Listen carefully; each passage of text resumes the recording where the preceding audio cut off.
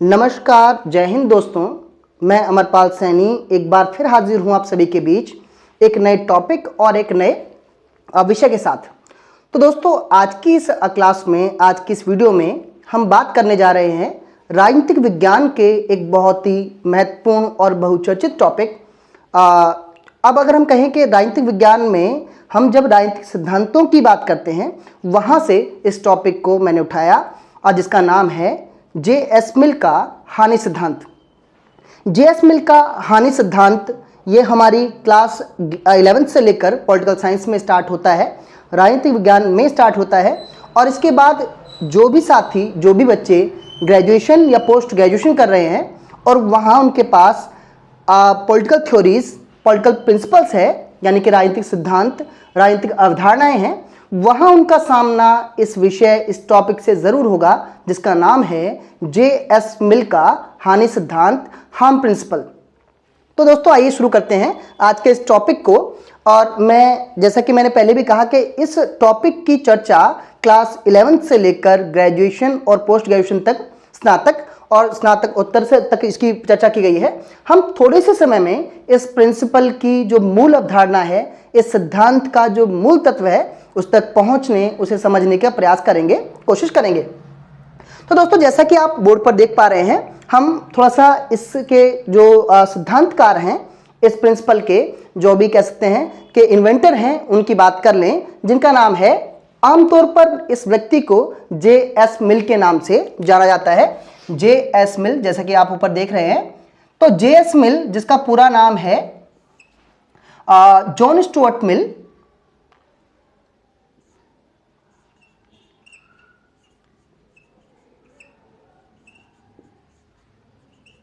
JS. मिल, जिसे पूरे नाम में अगर देखें तो हम जॉन स्टुअर्ट मिल के नाम से जानेंगे।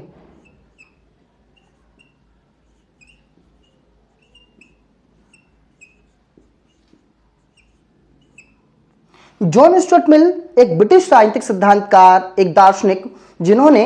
इस सिद्धांत के साथ साथ और बहुत सारे सिद्धांत दिए हैं। उन एक सिद्धांतों में से हमारे, आप बात करें, जब हम भारतीय राजनीति की बात कर रहे होते हैं और भारतीय राजनीतिक विषय में हम राजनीतिक सिद्धांतों की बात कर रहे होते हैं, उनमें से एक वैश्विक राजनीतिक सिद्धांतकार के तौर पर जे.एस. मिल की अच्छी खासी ख्याति है,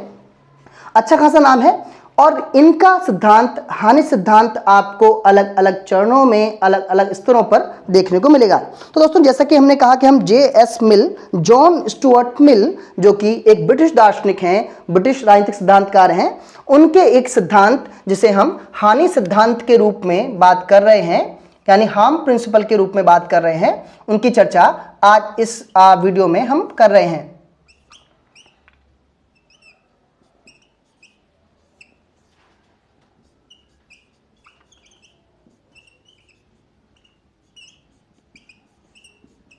तो दोस्तों, हानि सिद्धांत यानी कि हार्म प्रिंसिपल, जिसकी जब हम बात कर रहे होते हैं, तो इस सिद्धांत को बहुत ही बारीकी से समझने के लिए, बहुत ही गहराई से समझने के लिए हमें इनके इस सिद्धांत की दो अंतः अवधारणाओं के बारे में जानना होगा। तो देखिए, जो जे.एस. मिल हैं, वो अपने हानि सिद्धांत की परिचर्चा करते समय, अपने हानि सिद्धांत की चर्चा करते समय दो शब्दों पर शुरुआत करते हैं। वो कहते हैं कि मानव द्वारा किए जाने वाले कोई भी काम दो प्रकार के होते हैं। उनमें से एक प्रकार के काम होते हैं स्व संबंध कार्य,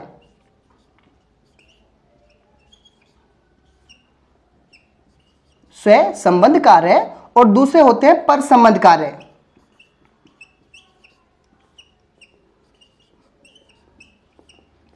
स्व संबंध कार्य और पर संबंध कार्यों की जो व्याख्या है, जो कह सकते हैं कि जो वर्णन है, जे.एस. मिल इस रूप में करते हैं कि देखिए, मानव जीवन में मानव द्वारा किए जाने वाले जो भी काम हैं, उन्हें या तो हम सह संबंध कार्य श्रेणी में रखते हैं, कैटेगरी में रखते हैं, या फिर हम पर संबंध कार्य श्रेणी में, कैटेगरी में रखते हैं। स्व संबंध कार्य ऐसे सभी काम कहलाते हैं कि जिन कार्यों का प्रभाव केवल और केवल कर्ता, यानी कि करने वाले पर पड़ेगा। यानी कि ऐसे काम कि जिनको करने पर मैं ये कह सकूं कि इन कामों से किसी भी दूसरे व्यक्ति को कोई प्रभाव पड़ने वाला नहीं है, किसी दूसरे व्यक्ति को किसी भी प्रकार की कोई हानि पहुंचने वाली नहीं है। इसीलिए किसी भी दूसरे व्यक्ति को मेरे जीवन या मुझ पर उस काम को रोकने या ना करने का दबाव ना बनाया जाए। ऐसे सभी काम कि जो सिर्फ मुझसे जुड़े हैं, जो सिर्फ मुझे प्रभावित करते हैं और मेरे अलावा किसी भी अन्य व्यक्ति को प्रभावित ना करते हों, ऐसे सभी कामों को जो जेएस मिल है वो स्व संबंध कार्य, स्व संबद्ध कार्य के रूप में वर्णित करते हैं, इसका वर्णन करते हैं।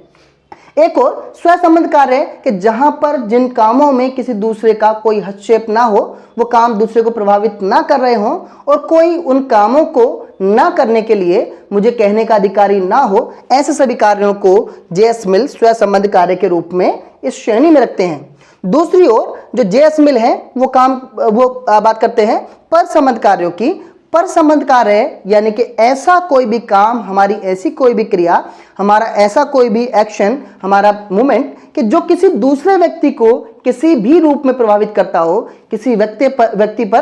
किसी भी रूप से प्रभाव डालता हो, ऐसे सभी कार्यों को जेएस मिल पर संबंध कार्य के रूप में वर्णित करते हैं। यानी जब हम हानि सिद्धांत की बात कर रहे होते हैं, हानि सिद्धांत की शुरुआत पे हमारा जो कह सकते हैं कि ध्यान है वो स्व संबंध कार्य और पर संबंध कार्य से हो सकता है। जैसा कि हम इसमें बात कर रहे होते हैं स्व संबंध और पर संबंध कार्य में, तो देखिए बहुत सारे काम हमारे जीवन में ऐसे हैं कि आप एग्जाम्पल मानते हैं कि कोई व्यक्ति अगर कहीं भी किसी भी स्थान पर एकांत रूप से अपना जो है संगीत सुन रहा है, या फिर हम कहें कि वो हेडफोन लगा कर गाना सुन रहा है, तो ऐसे में अमूमन ये बात है कि उसके द्वारा सुने जाने वाला संगीत कैसा है, कैसा नहीं है। यदि उसकी ध्वनि, उसका साउंड, उसकी आवाज़ दूसरे व्यक्ति तक नहीं पहुंच रही है, तो ऐसे में किसी व्यक्ति द्वारा, किसी अन्य व्यक्ति द्वारा उसे ये नहीं कहा जा सकता कि आप ऐसा संगीत सुने, आप ऐसा संगीत ना सुने। ये सब जो कार्य है जो सिर्फ मुझे प्रभावित करते हों, जो सिर्फ मुझसे जुड़े हों, उन्हें हम किस रूप में स्व संबंध कार्य के रूप में जानते हैं। दूसरे कार्य जिन्हें हम पर संबंध कार्य कह रहे हैं, यानी जो दूसरों को प्रभावित करते हैं, तो जेएस मिल अपने हानि सिद्धांत में स्व संबंध और पर संबंध कार्यों से अपने सिद्धांत की शुरुआत करते हैं। इसमें पहली श्रेणी में, पहले जो है आचरण में जो जेएस मिल है, स्व संबंध कार्यों को तो पूरी तरह से नकार देते हैं। यानी स्व संबंध कार्य जो किसी दूसरे व्यक्ति को कोई हानि ही ना पहुंचा रहे हो, ऐसे कामों में किसी भी अन्य व्यक्ति को, किसी भी अन्य जन को किसी भी प्रकार का जो रोक टोक करने का, किसी भी प्रकार की कह सकते हैं कि बाधा उत्पन्न करने का, किसी भी तरह की जो है रोक टोक करने का कोई अधिकार नहीं होना चाहिए, क्योंकि वो कार्य सिर्फ मुझसे जुड़े हैं और सिर्फ मुझे प्रभावित करते हैं। दूसरी ओर जो पर संबंध कार्य है, ऐसी अवस्था में, ऐसी स्थिति में जो जेएस मिल इस ओर बढ़ते हैं कि पर संबंध कार्य यानी जो दूसरों को प्रभावित कर रहे हैं। यदि हम समाज का हिस्सा हैं, यदि हम समाज में रह रहे हैं, तो हमें इस बात के लिए तैयार रहना चाहिए, अगर हम एक सामाजिक प्राणी हैं, कि हम किसी भी दूसरे व्यक्ति के कृत्यों पर, दूसरे व्यक्ति के कार्यों पर तब तक प्रतिबंध ना व्यक्त करें, तब तक विरोध व्यक्त ना करें, जब तक कि उसका हमारे जीवन पर कोई गहरा प्रभाव ना पड़ रहा हो, जब तक कि उसका कार्य हमें किसी भी गंभीर रूप से हानि ना पहुंचा रहा हो, नुकसान ना पहुंचा रहा हो, तब तक हमें किसी दूसरे व्यक्ति के पर संबंध कार्यों को प्रतिबंधित करने, उन पर रोक टोक लगाने या उन पर बाधा उत्पन्न करने की कोशिश, प्रयास नहीं करना चाहिए। पर संबंध कार्यों की हम जब विशेष बात करते हैं, यानी पर संबंध कार्य, जाहिर सी बात है कि जब हम समाज में रह रहे हैं तो दूसरों की बहुत सारे कृत्यों से, दूसरे लोगों के बहुत सारे कामों से हमारी स्वीकृति या अस्वीकृति हो सकती है। हो सकता है कि दूसरे किसी व्यक्ति के काम हमारी रुचियों, हमारे कह सकते हैं कि व्यवहार, हमारे आचरण या हमारी अपनी इच्छा के विरुद्ध हों। इसका मतलब ये बिल्कुल नहीं है कि हम उस व्यक्ति के उन कृत्यों, उन कामों, उन गतिविधियों पर प्रतिबंध लगाने की इच्छा रखें, उस पर विचार करें। तो पर संबंध कार्यों के विषय में जेएस मिल कहते हैं कि किसी भी व्यक्ति के पर संबंध कार्य, किसी भी इंसान के ऐसे कार्य जो दूसरों को प्रभावित कर रहे हैं, उन कामों पर भी तब तक प्रतिबंध नहीं लगाना चाहिए जब तक कि उस व्यक्ति के वो कार्य, उस व्यक्ति के वो कृत्य किसी दूसरे व्यक्ति को गंभीर रूप से हानि ना पहुंचा रहे हों। यानी कि उस व्यक्ति की स्वतंत्रता को तब तक प्रतिबंधित नहीं करना चाहिए जब तक उसके काम किसी आदमी को गंभीर रूप से नुकसान ना पहुंचा रहे हों। इसी रूप में जो जेएस मिल का उदाहरण है, जेएस मिल का एग्जाम्पल है, वो कहते हैं अगर एक समाज में, अगर एक सोसाइटी में मान लेते हैं कि कोई व्यक्ति जो है, मतलब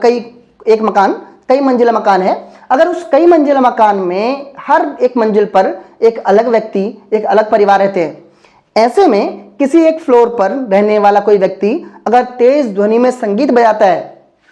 साउंड बहुत ज्यादा मतलब बजाता है, तो इसका मतलब ये नहीं है कि उस व्यक्ति पर कानूनी कार्रवाई की जाए, उसकी स्वतंत्रता को, उसकी आजादी को छीन लिया जाए।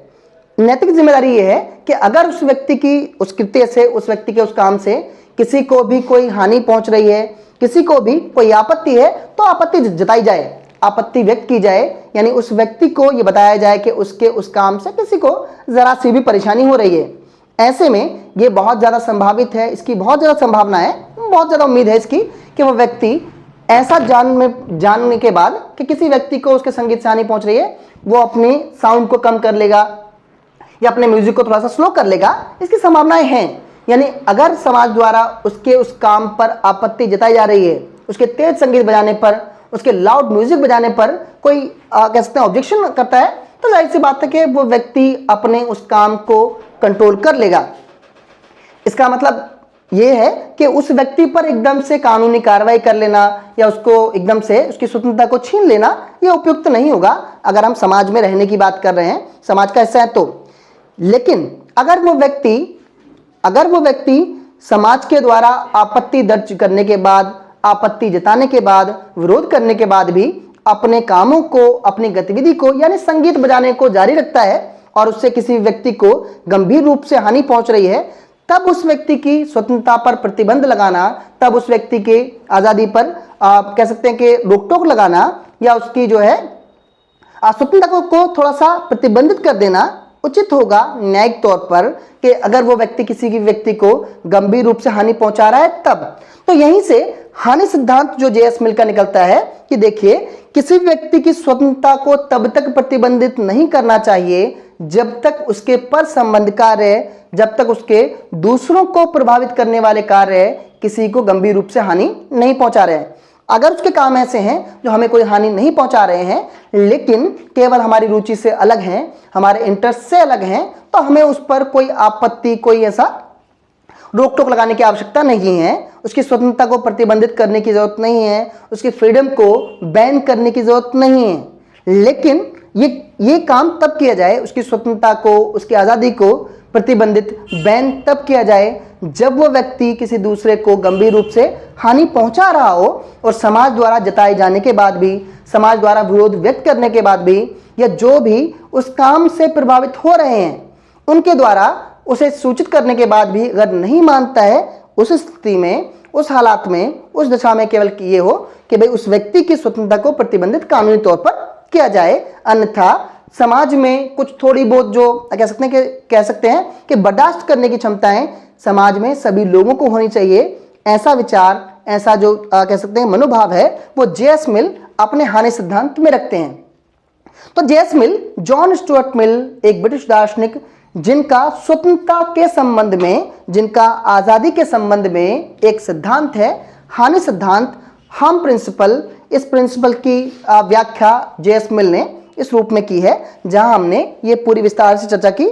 और मेरी उम्मीद है, मुझे ऐसी आशा है कि आप जो भी बच्चे, जो भी साथी इस वीडियो को देख रहे हैं, स्पेशली क्लास 11th में इसका बहुत विस्तार से जिक्र है जेएस मिल के हानि सिद्धांत का, और वो बच्चे इस वीडियो को देखने के बाद अपनी समझ हानि सिद्धांत के बारे में बना पाएंगे। साथ ही साथ जो साथी ग्रेजुएशन, पोस्ट ग्रेजुएशन में हैं, चाहे इग्नू से हों, चाहे ड्यू से हों, ड्यू सोल से हों, वहाँ जिन भी बच्चों के पास राजनीतिक सिद्धांत वाला कॉन्सेप्ट है, वहाँ भी जेएस मिल का हानि सिद्धांत से आपका सामना जरूर होगा। और मैं आशा करता हूँ कि वे साथी भी जो ग्रेजुएशन, पोस्ट ग्रेजुएशन लेवल पर इस टॉपिक को पढ़ रहे हैं, उन्हें भी इस टॉपिक के बारे में अपनी एक सामान्य समझ बनाने में इस वीडियो से मदद मिलेगी। इसी आशा के साथ आज की इस वीडियो में हम इस पर चर्चा कर रहे थे। जुड़ते हैं अगली वीडियो में अगले टॉपिक के साथ, बहुत जल्द मिलेंगे, और तब तक के लिए जय हिंद, नमस्कार।